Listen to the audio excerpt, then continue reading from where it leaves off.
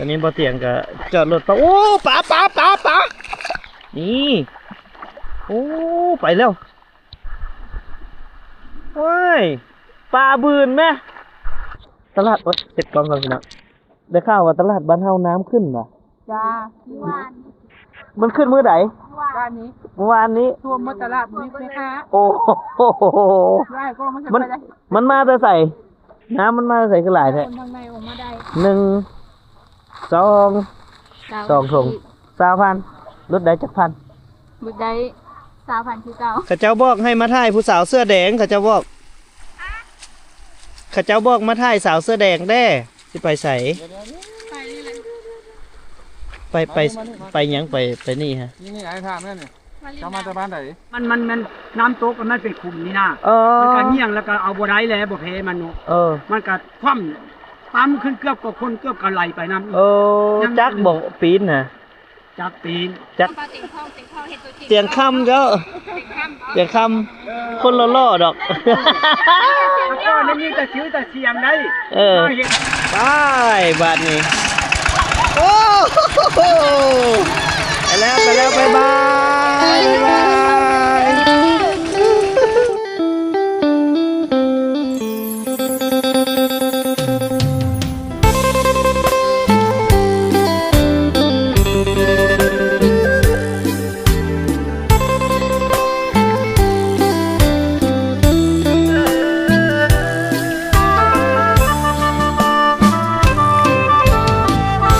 ่าวบ้านนากายอย่าเฮ็ดใจดำผ่านมาคูณคำแวะแน่เด้ออย่าใจดำลากะหูอยู่ดอกว่าเพิ่นบ่ได้ใส่ใจหักของเพิ่นอยู่กับผู้ใหม่บ่แค่ดอกแค่แฟนเก่าแต่บ่ได้หวังอีหยังเด่นละยามอายกายมากะแวนแน่สำนันละเอาก็คนเคยหักจึงยังหวังดีคือเก่าบ่คิดมั่งหักอายกับเขาเป็นแค่น้องสาวก็พอทะเบียนรถจกคำมวนน้องจำได้ดีเห็นขับผ่านหน้าบ้านหลายทีทางเลข12ที่น้องเคยลองสติกเกอร์สีขาวที่เขียนว่าเฮามีกันก็พอเป็นหยังสิจำบ่ได้ละน้อติดเองกับมือจำได้ทุกคำสาวบ้านคุณคำยังจำทุกอย่างเคยเจ็บกะสร้างบ่ได้หวังดึงอายกับล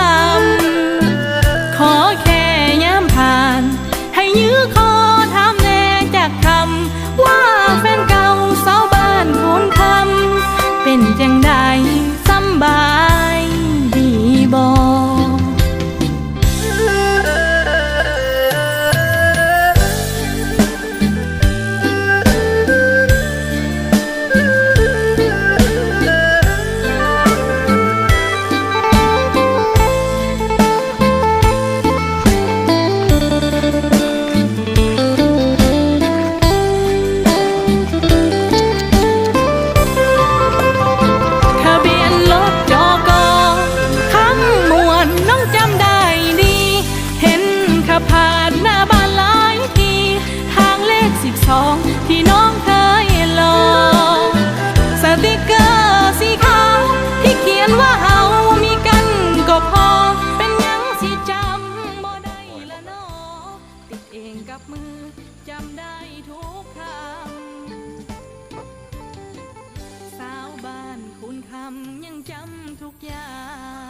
บรรยากาศในช่วงยามเช้าพี่น้องหลังจากที่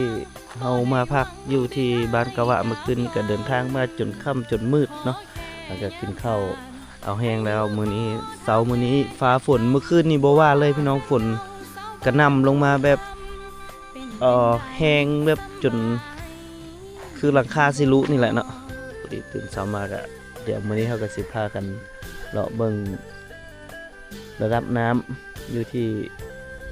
บ้านกะวะเมืองมหาไซไฟขมวนตื่มแล้วธรรมชาติในช่วงยามเช้าๆเนาะหลังจากที่ฟ้าฝนก็ได้เอื้อนลงสมควรอยู่ถือว่าพายุดอลฟินนี่บ่ธรรมดาพี่น้องเอ้ยเฮ็ดให้ทุกพื้นที่ที่บ่เคยท่วมให้พวกเราเห็นเนาะเดี๋ยวมื้อนี้สิเป็นจังไดก็ติดตามเบิ่งว่าน้ำจะขึ้นหลายปานใดเนาะพี่น้องเนาะติดตามกันบรรยากาศอยู่บ้านกะวะในช่วงยามเช้าหลังจากที่ฝนก็ยังตกต่อเนื่องเลยพี่น้องโอ้บรรยากาศดีขนาดนึงชาวบ้านเพิ่นกำลังสิไปใส่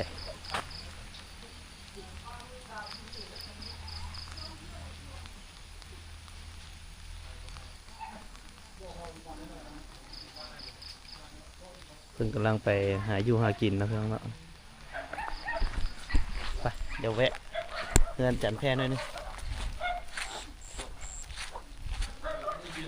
ฝนตกพี่น้องต้องเฮ็ดไปซิเลยได้ใส่เสื้อกันฝนย่างเลาะตามบ้านเฮือนเลยเซินแซบเซินแซบกำลังกินข้าวอยู่ จะน้อยจะมาสั่งแบตน้ เมื่อคืนนี้ว่าสิมา ำคือนี่มาเจ้า มาเอิ้นแล้ว ชวนไปหากิน ได้หยังกินเสาฮะ ปลาปูปลา ไปการเอาได้เนาะ กานกระปู อืม สีแดงเลย ฝนน้ำแกงขึ้นเบอร์ซีนี่ปลาขึ้นหลายปะ ขึ้นเยอะ ไปใช่เลย ใส่มองเอาเดี๋ยวเลาะเบิ่งจังหน่อยหนึงน้ำแกงโอ้เมื่อคืนนี่ฝนบอกเลยว่าตกแห้งขนาดเลยแห้งแห้งว่าเลยล่ะมาเบิ่งว่าน้ำแกงเพิ่นขึ้นสำได้ละ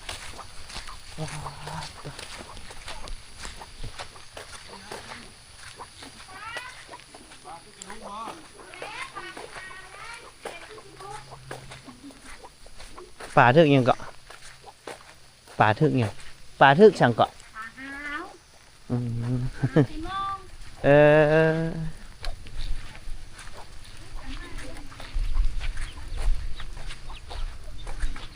เด็กๆคน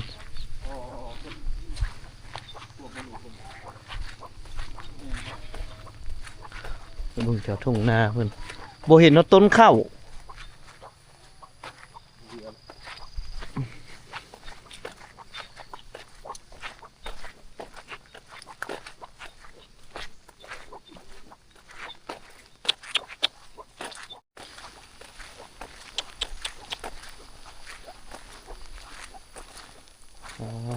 โต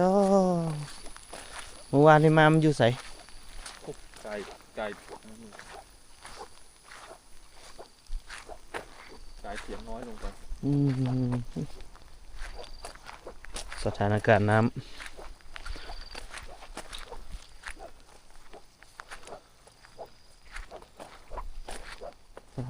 ตัดทุ่งนาของพี่น้องชาวบ้านก็ว่าเรียบร้อยเบิด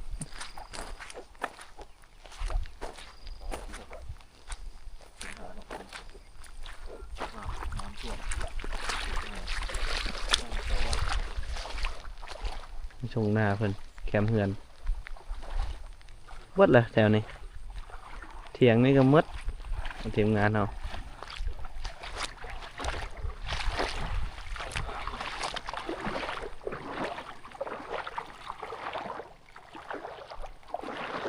เรียบร้อยเลยน้ำแกงขึ้นใส่มองกับบ่ได้แบบสิโอ้เบิดเลยเนาะ หัวตึกตัดขาดเลยแล้วบาดบาดตื่นถ้าออกมาได้แล้วรถมีคนย่างเอา ทางเส้นเดียวนี่ได้เนาะ เส้นเดียวตรงนี้เส้นทางสอง ป้าดพวกแหละบ้านเพิ่นไก่ผาหน่วยนั้นน่ะไป เรียบร้อยเลยพี่น้องเอ้ยนาข้าวของชาวบ้านก็ว่ากับมดคักเลยเพิ่นก็หากลับมาแต่นาหมูเพิ่นเอาเมื่อวานนี่ก็ไปเอาไก่มาละเพิ่นน้ำท่วมเถียงให้เถียงนาเพิ่นเบิดละเฮือนวะอันนี้ มีบ้านเลขที่ข้างใน โอ้ เฮ็ดได้อยู่ได้ฝนคือเมื่อคืนนี่เขาเจ้าบ่อยู่แล้ว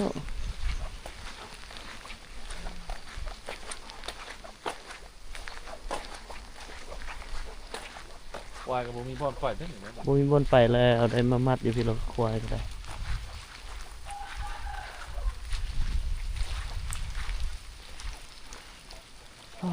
ฟ้าฝนขนาดเลยพี่น้องเอ้ยน้ำท่วมจนเบิดเนาะหน้าเจ้าน้ำบ่ขึ้นท่วมบ่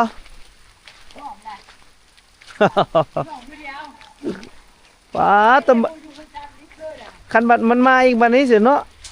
อีกจะคืนจักใดนี่ป้าต้องยันฮอดพี่อยู่ได้พี่น้องเอ้ยเบิ่งสังเกตเบิ่งน้ำนี่ยันมาฮอดแถวน้ำมันเคยขึ้นฮอดพี่บ่ หลายปีแล้วได้ เอาหวังว่าน้ำคือสิบ่ขึ้นมาไปพี่น้องต่อสืบต่อกับเส้นทางการเดินทางของพวกเราฝนตกคือเก้าพี่น้องมื้อนี้เป็นมื้อที่2ของการออกเดินทางจากเมืองมหาไซไปสู่เมืองไซบัวทองไปเบิ่งสภาพเส้นทางสิเป็นจังใดหลังจากที่พวกเราพักอยู่เพื่อนแม่เฒ่าเนาะโอ้หน่อกระแสนหน่อไม้กำลังออกหลายเลยหน่อไม้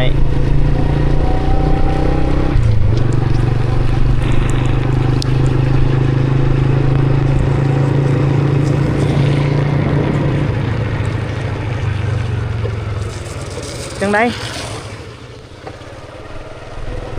โอ้หน่อไม้ออกหลายขนาดทั้งหน่อไม้ทั้งกระปูเนาะช่วงนี้เนาะ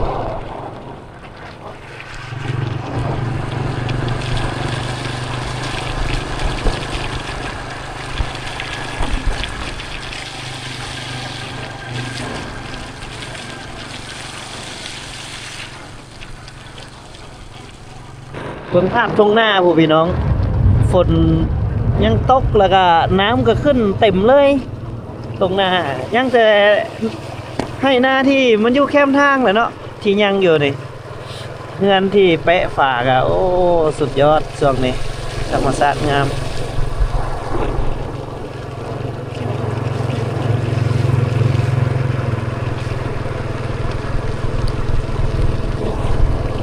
บ้านนาแคจุดนี้สามารถเข้าไปซ้นฝนอยู่บนถ้ำพันได้เลย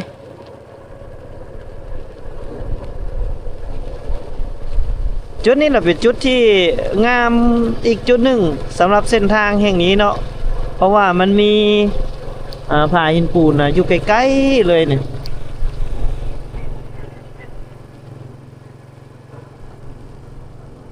งามขนาดเลยผาหินปูนส่วนใหญ่แล้วชาวบ้านก็จะมักไปตึกกระดุงหาพวกสัตว์น้อยๆที่อยู่ตามทุ่งไร่ทุ่งนาแหละเขาเจ้าก็เอามาวางขายกันเต็มเลยเบิ่งน้ำแถวนี้ก็ได้ขึ้นเต็มหมดเลยน้ำแถวนี้ตกพายุดอลฟินพี่น้องเข้ามามื้อนี้ก็เป็นมื้อที่3เฮ็ดให้สภาพน้ำทุกพื้นที่อยู่ในแขวงขมวนของพวกเฮานี่ถือว่าน้ำเต็มทุ่งนะชาวนาที่จมว่าบ่มีน้ำก็คือจมต่ออีกว่ามาหลายโพด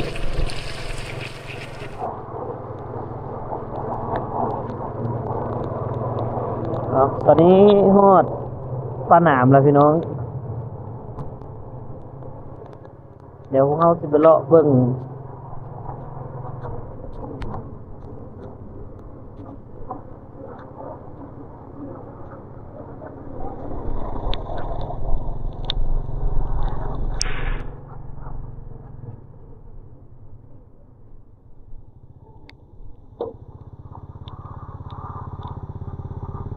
ทางนี้ก่อน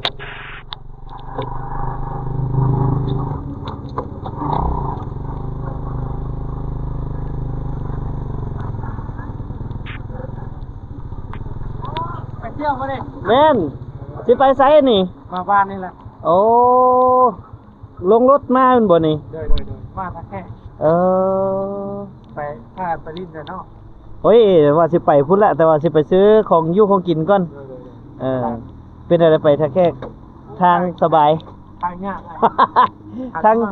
ทางสบายเบิดแล้วเนาะเหลือแต่ทางเงี้ยเอาโอเคเด้อไปตลาดกันเด้อโดยเฮ้น้องสาวบ่หรือเมีย สาว ฮะ สาวอ่ะ ผู้สาวบ่แม่นบ่ล่ะผู้สาวแท้บ่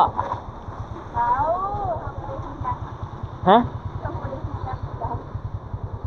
ฮู้จักอายบ่พอเดาออกอยู่บ่น้องอยู่บ้านไหนอยู่คำฝรั่งนี้โอ้ไอ้บอดยังอยู่หั่นบ่ยังอยู่เนาะเอาเราบ่ได้ไปนะฮีวะน่าจะยังเนาะเอาน้องสิเมื่อพุ่นโดยรถอีหยังหรือว่าเตรียมสิไปท่าแขกกำลังสิเมื่อคำฝรั่งพุ่นโอเคเอาไปกันเด้อโดย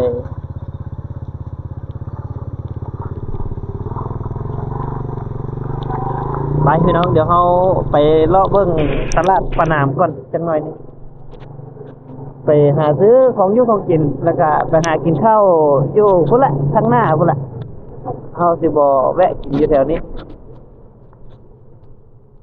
ไปเลาะมึงดูตลาดปะนามสิมีคนหูจักเฮาบ่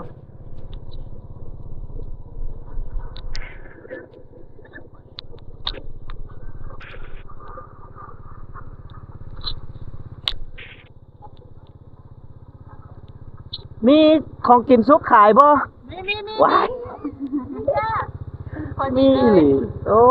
ยพี่กำลังสีเมื่อ บ่กำลังสิเมื่อ ไปให้มันนี่ โอ้ยนี่อีหยังแน่แซ่บ ขายดีนะครับ ๆโอ้จนสินอนแล้วเนาะเขาได้ข่าวว่าตลาดว่าเสร็จก่อนพี่น้องได้ข่าวว่าตลาดบ้านเฮาน้ำขึ้นว่ะ จ้าที่วาน มันขึ้นมื้อใด วานนี้ เมื่อวานนี้ ทั่วมตลาดมีไหมคะ โอ้โห ได้ก็มันจะ มัน ไปได้ มันมาแต่ใส่น้ำมันมาแต่ใส่คือหลายแท้ มันในมาตามสาขาบ้านเฮานี่แหละ มันบ่มีบ่อนไปว่าซั่นซะพี่น้องเอ้ยที่ที่น้ำท่วมนี่แล้วโอ้ยืมเสื้อจะเซ็ตกองให้แน่เซ็ตให้แน่ เสร็จก่อน เซ็ตให้แน่ อ่ะ เอานี่ขอบใจละลายโอ้หน้ากองมัวพี่น้องตั้งจากไซส์พุ่นดอกเฮาก็ดิอันนี้มันหยังอันนี้รับหยังอันนี้ ไก่ รับไก่ ปุ๊บไก่ อบไก่ปิ้งไก่ ไก่ บ่มีเนาะ แห้งเลยบ่บอก เอาอันกินไก่ซะมันจังพิษนะมาเดี๋ยวซื้อนี่ซอยเพิ่นกันจังหน่อยนึง คนทางในออกมาได้ 1 2 2ถุง20,000ลดได้จักพัน บุดได้3,000คือเก่า เอาจัดไปพี่น้องซื้อของกินอยู่ปะนามจักสิไปกินอยู่ใส่บุฮูเด้อนี่เด้อ นี่น่ะมันหง แม่น หมาอยู่หอกินแล้วเนาะ ไปมีสาวบ้านใดที่ว่าเขาเจ้าให้บ่อนสนโฮมเฮาแล้วเฮาก็สิกินอยู่ร้านนั้นหั่นนะเฮือนนั้นหั่นนะกินอยู่เฮือนผู้แซ่ผู้สาวเอา ตามเส้นทางทุกอย่างเด้อ โดยโอ้หลายอย่าง เต็มเพื่อน เต็มเฮือนเนาะเอาเลาะเบิ่งตลาด หากันว่าตลาดบ้านน้ำบ่ ต นี่ ลา เล ด ย สนามเดี๋ยวเลาะเบิ่งตลาดสนามก่อนอันนี้ก็สิเอาเมื่อละ เอาเข้าไปไว้นะ ไปซั่นน่ะ ยูทูบเข้ามาในร้านก็ตาม จอดตันอาหารหน่อยเด้อหน่อยหนึงแป๊บเดียว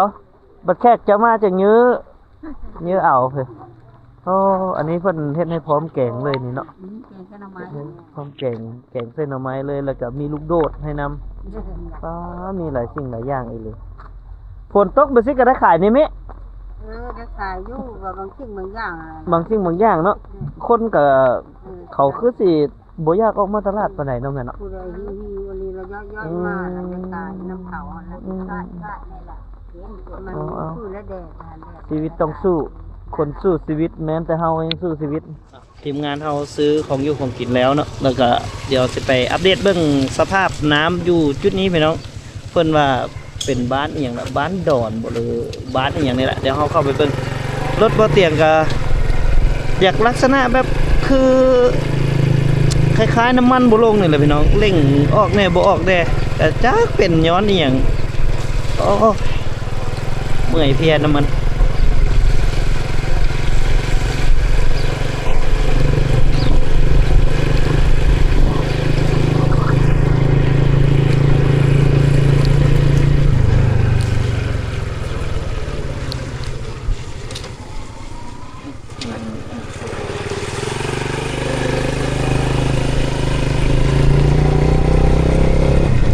เบิ่งทุ่งนาพี่น้องบ่มีโอกาสได้เก็บภาพมุมสูงให้พี่ให้น้องได้เบิ่งเลยฝนตลอดเลยขึ้นบ่ได้เข้ากระเจ้าอู้เขียวงามอีหลี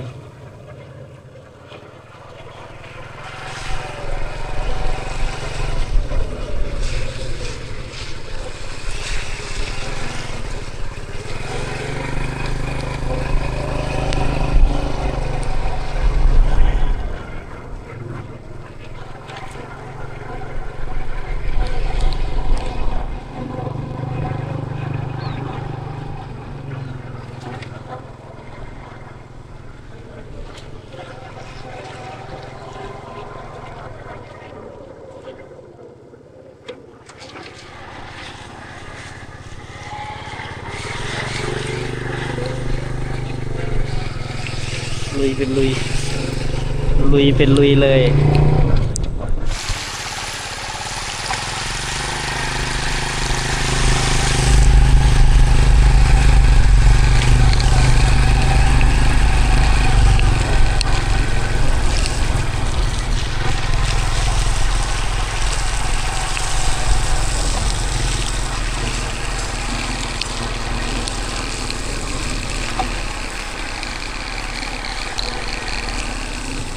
จอดจ้าเองไปได้อยู่บ่นี่ฮะเอาแล้วพวกไอ้สิไปพูดให้ได้ซะบัดนี้ฮะข้าเจ้ามาได้บ่ฮะ ลุยน้ำไปบน เอาเจ้ามาแต่ไสซะมาแต่บ้านดอน ไปยังละลิ เอาพวกไอ้สิไปบ้านดอนนี่ได้ซะ มาอยู่ค่ะ ถ้าเดี๋ยวบ่ได้ยินว่าไหนๆก็ท่าหยังก็ จอดรถแล้วอยู่ให้แล้วไปได้ แล้วย่างไป ด้วย เออ เพราะว่ารถมีสายอะไรทีนี้ บ่สมมุติว่าพวกไอ้ตากแดดตากฝนไปนี่สาวบ้านดอนก็มีหลายบ่อยู่พุ่นน่ะ หลาย หลายแท้ หลายว่า บ่แม่นมีแต่เจ้านี่บ่ นี่เด็กคนนั้นก็มี ไส นั่นผู้สาวเสื้อแดงเนี่ย สาวเสื้อแดงไผแต่งน้องมา มันท่วมแต่จุดนี้บ่ล่ะมันท่วมแต่จุดนี้ โอเค เอาเดี๋ยวไอ้ฝากเลยซะไอ้จากสองเสียงคำหน้ากายพ่อเคยได้ยินอยู่บ่ เคยได้ยินเคยได้ยิน โอเคขอบใจน้อง พากันไปใส่ก้อนหนึ่ง ๆขอบใจน้องๆหลายๆขอบใจเด้อล่ะเด้ออย่าลืมไปกดติดตามตื้มอีกเด้อกดแล้วล่ะกดอีกนะแสดงว่าเป็นยกเลิกเนาะกดติดตามสองเพื่อขอบใจล่ะ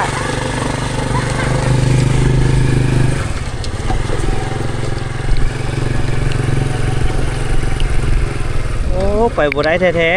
ๆไปบ่ได้อีหลีอ้อหล่อละอีหลีอ้ออายจอดไว้นี่แท้ๆเหมือนสิบ่ได้จอดรถไว้ทีวะเอาย่างไปเบิ่งเท่านี้แหละเนาะ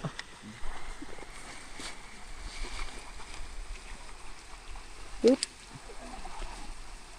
นี่โอ้ฮะอย่าลืมอย่างก็ข้าเจ้าบอกให้มาถ่ายผู้สาวเสื้อแดงข้าเจ้าบอกมาถ่ายสาวเสื้อแดงแด้ฮะยังบ่อยากดังสิไปใส่ ไปนี่เลย ไปหยังไปนี่ฮะ นี่ไอ้ทางนั่นเนี่ย มาลิน เจ้ามาจากบ้านไหน วันดอน มันนอนที่ไปใส่ อยู่นี่ ว่าเจ้าสีออกไปใส่หนึ่ง ไปหาหมู หาหมู่ที่พากันไปใส่ มาลินน้ โอ้ฝนตกไปมันนี่น้ ได้ยินหมู่จะว่าสิพากันไปหาผู้บ่าวว่าซั่นนี่ แม่นแท้วะ ำโมแมน น้ำขึ้นแห้งเนาะ แม่น รถไปเขาใส่รถนี่ ว่าสิออกประนามนี่แต่ว่ามันอันนั้นมันคล่อมลงหั่น เรียบร้อยแล้ว มันคว่ำรถน่ะได้คว่ำอุ้ย น้ำพัดลง โอ้ น้ำหลายแถวบ้านท่วมหมดเลย น้อง ไปเดี๋ยวเฮาย่างไปเบิ่งเพิ่นว่ารถไถหั่นน่ะรถไถฮะจนพลิกคว่ำย้อนว่าน้ำมันพัดแห้งเหรอเดี๋ยวเฮาไปเบิ่งว่าเพิ่นบ่มีคนเจ็บบ่เนาะเพราะเฮาจอดรถไว้ตอนนี้บ่เตียงก็จอดรถไปโอ้ป๋านี่โอ้ไปแล้วว้ายปลาบืนแม่โอ้เดี๋ยวหาปลาบืนก่อนพี่น้องโอ้ปลาข้อมันบืนโอ้ได้เห็นนี่น้ำมันล่วงในนี้นะแม่นปลามันบืนขึ้นเลยนะโอ้ไหลแห้งสมควรเลยได้แต่ว่าน้ำมันไหลแห้งอีหลีโอ้ป่าจักให้หน้าตัวนั้นก็บืนขึ้นมาเนาะบืนขึ้นมาเพราะสุดทางเข้าบ้านดอนท่วมละ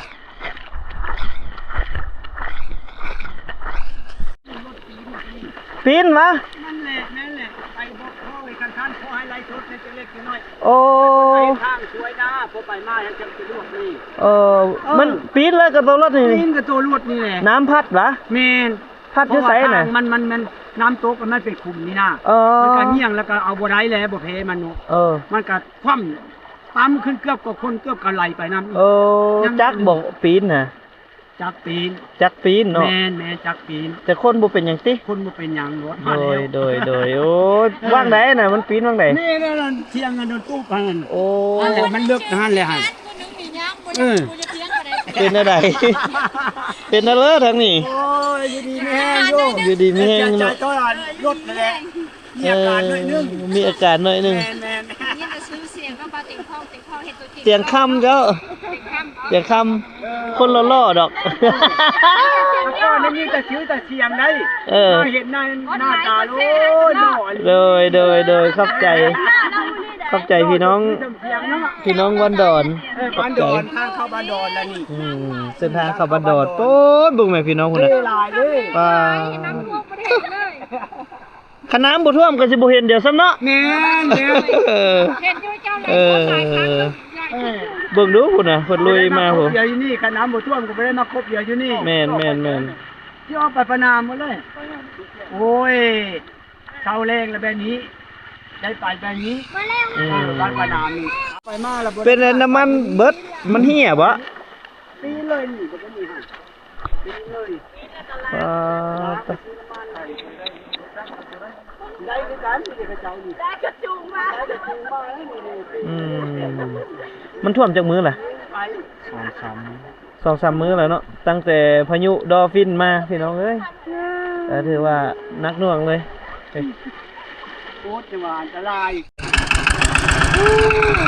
เพิ่นก็เตรียมออกแล้วบัดนี้รถไถจนคว่ำจักซ้ำใดเนาะน้ำแห้งหั่นนะเอาขอให้เดินทางปลอดภัยไปใส่มาใส่กับพี่น้องอยู่ในสปป.ลาวเฮาขอให้ทุกคนไปใส่มาใส่กับขอให้เดินทางปลอดภัยเบิดทุกคนเด้อไปบัดนี้โอ้โหไปแล้วบ๊ายบายฝนออกไปป้าหนามไปซื้อเครื่องเพราะว่าปากท้องเพิ่นอยู่พุ่นเบิดเพิ่นจะเป็นต้องไปเอาทุกคนก็สู้ๆเนาะในช่วงยามฝนนี่ก็ดิ้นรนน้ำกันเพราะว่าก็เชื่อว่าทุกพื้นที่แหละอยู่ในสปป.ลาวเฮาก็ต้องได้สู้ได้อดได้ทนอีหลีต่อกับสภาพวิกฤตภัยน้ำท่วมนี่เนาะพี่น้องเนาะโอ้สมพอมันจังพัดเอารถเขาเจ้าไปหน่อย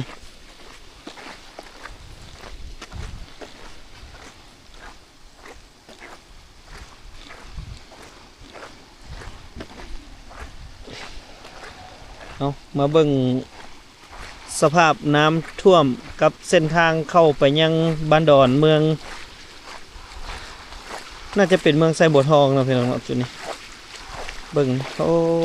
เป็นบัวละผ้าบ่หรือว่าไซบัวทองนี่ก็ให้พี่น้องคอมเมนต์มาเบิ่งเนาะถือว่าน้ำยังมีปริมาณหลายสมควรบวกใส่เมื่อคืนนี้ฝนที่ตกลงมาเนาะหนักแห้งอีหลีจึงเฮ็ดให้เบิ่งน้ำนี่ยังไหลบ่าแห้งขนาดเลยพุ่นนะ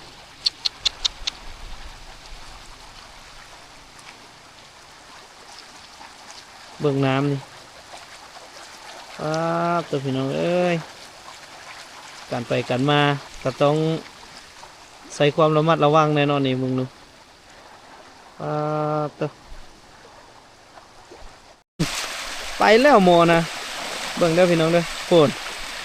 เอาเกิดไปบ้านี่ไปไล่เลย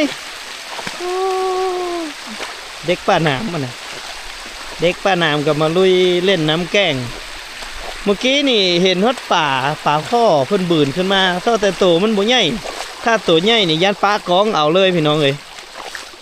ป่ามันบ่ใหญ่ปานใดคันป่าใหญ่นี่ปลากองเอาแท้ๆ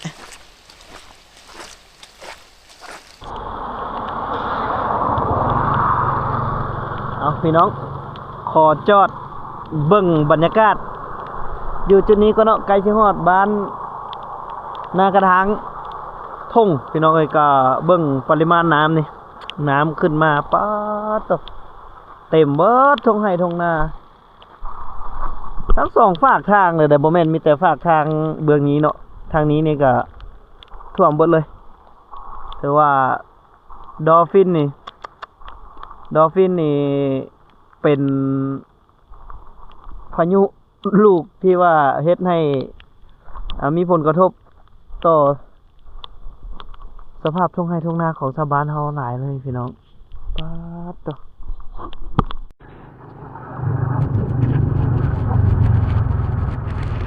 ชาวบ้านมาติดกระดุม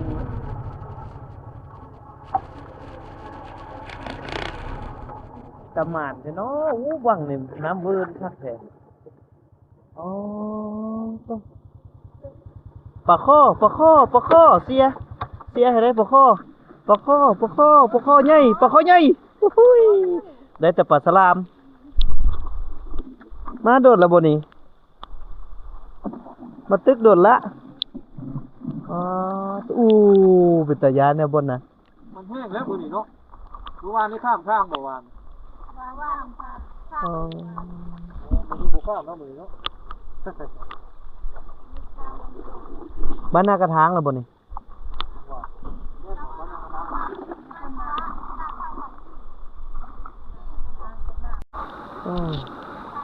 และเพิ่นก็มามุกงอกระดุงตื่มเนาะพี่น้องพี่แถวนี้นี่น้ำท่วมเบิดเลยโอ้ยนาแถวนี้ท่วมเบิดเบิ่งน้ำมันออกมานี่มันไหลออกมานี่เนาะเข้าแถวนี้ถือว่าพอดีประตูน้ำออกอีกโอ้ยบ่เหลือแล้วพี่น้องเลยปีนี้นี่พี่น้องชาวบ้านชาวเมืองมหาไซเฮาจะได้กินข้าวอยู่บ่เนาะ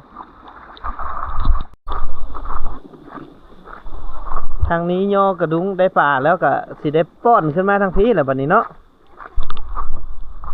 นี่ละป้อนขึ้นมาทางพี่แหละดังไฟท่าอยู่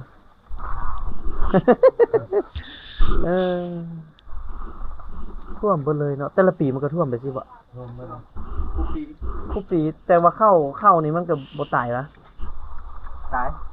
ถ้าปีที่ว่ามันท่วมดนเนาะซั่นๆเนาะน้ำขังหึงเป็น3-4 มื้อจังลงอันนี้นี่จักมื้อแล้วนี่2 มื้อ 3 มื้อปีนี้ยันเรียบร้อยแล้วพี่น้องเอ้ยเข้าของชาวบ้านแถวบ้านแหละบ่เป็นหยังเอาแล้วแถวนี้พอดีบ่อนหน้าน้ำเนาะหน้าน้ำไหลมา